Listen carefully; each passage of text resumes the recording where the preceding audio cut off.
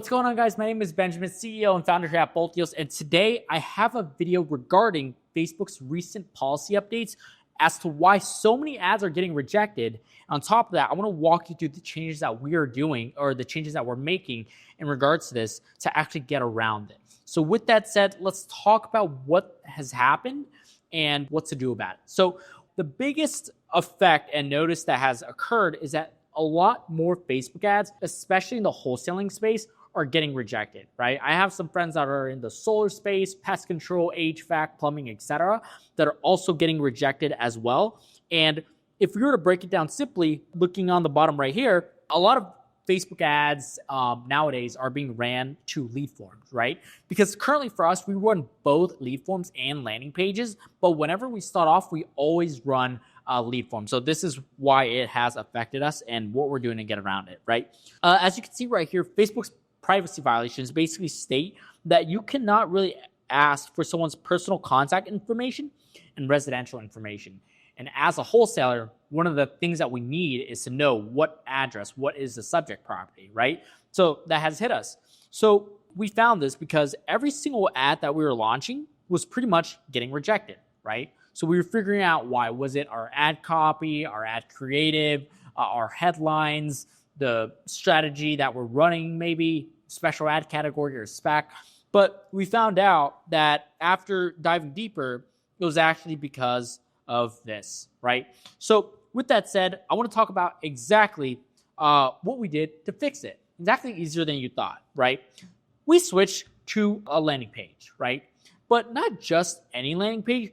We would shoot the leads directly to a type form or a jot form. So the form builders or the survey builders themselves, because what we noticed is that this would actually increase the conversion rate. Because we've split tested what would happen if we put this landing page or this survey on a landing page, on a funnel builder, and run it in the Facebook ads. But whenever we split tested it with just adding the survey builder, the link directly in the ad, it converted a lot higher. So that's one of the things that we made.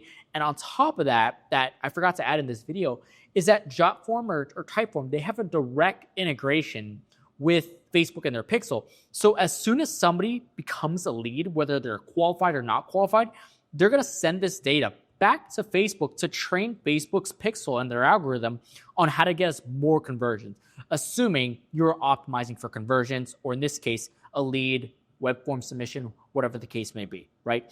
In addition to that, the beautiful thing about using a survey builder like this is they have something called conditional logic. So you may be wondering, what is conditional logic? Conditional logic is simply a feature that is in these forms that allow you to route the seller and the responses differently based on the answers they put in. For example, as you can see, the second question we have right here is, are you a homeowner or a wholesaler, right? Let's say the seller selects they're a wholesaler, or not the seller, but the person who clicked on our ads selected that they're a wholesaler. Well, we don't want wholesalers, so we're just going to push them out of the funnel because they don't reach the thank you page at the end and get sent back to data or get this data sent back to Facebook as a conversion, because that's not a conversion. We don't want more wholesalers, because if we let this person through, Facebook is going to think, oh, he wants more wholesalers. Let's just start targeting more wholesalers. And then all of a sudden, your entire pixel is fucked, and all you're getting is wholesalers submitting their shitty deals that they can't get under contract properly, right? We don't want that. You don't want that. We don't want that. Nobody wants that, right?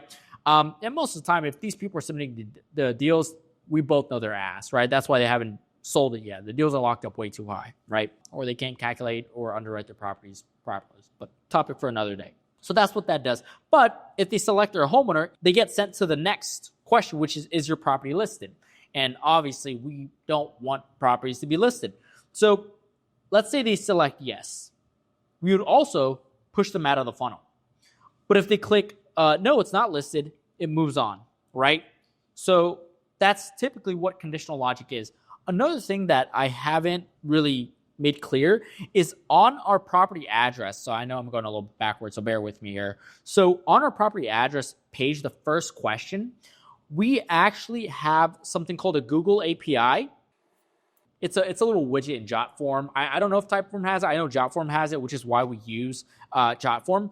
But somebody can literally just geolocate. So there's typically a button right here if you're on your mobile version, this is the desktop version, obviously, where they can just click this and it will automatically submit their entire address, right? So the reason why this is so helpful is because sometimes whenever we ran Facebook ads, especially to lead forms, people would misspell their address, or they will miss a number in their street address or their zip code. They might not even submit their zip code, might not even submit their state, right? So we have to guess. We have to cross-check the address with the area code of the phone number to try and find where the property is. And it's just this whole song and dance. We don't want to do that, right?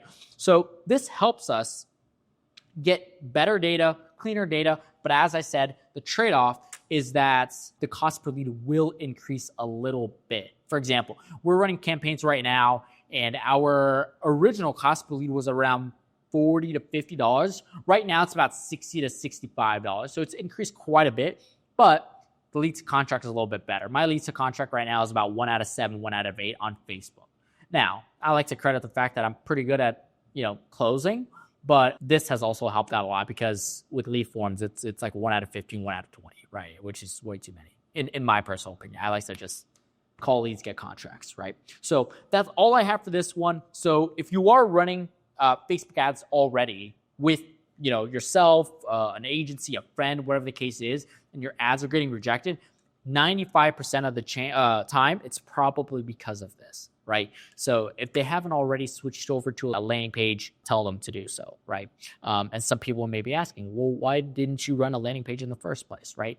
Well, the answer is because we want to prove what audiences, what creative worked, and then we can split test that next variable, right? And in the beginning, Facebook is more of a volume game as opposed to a quality game. So we want to get more volume as much as possible and then transition over. So that's all I have for this video. Again, my name is Benjamin, CEO and founder here at Bolt Deals. I hope you guys found this video valuable. And if you haven't already, please don't forget to like, comment any questions or concerns you have, as well as subscribe. And finally, if you are an investor, a wholesaler that's doing a little more than 3 deals per month, you're looking to scale to your first 10, 15, or even 20 deals per month with inbound marketing, specifically on Facebook or PPC, there should be a link in the description. Click on that, fill it out. I'd love to hop on a call with you personally, walk you through exactly what we're doing to take our client to 6 figures per month and beyond.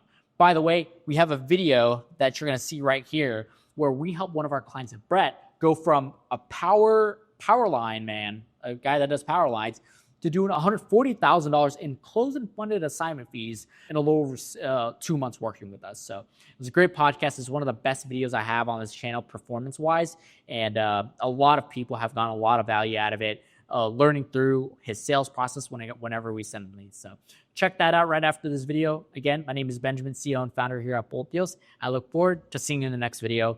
Bye-bye.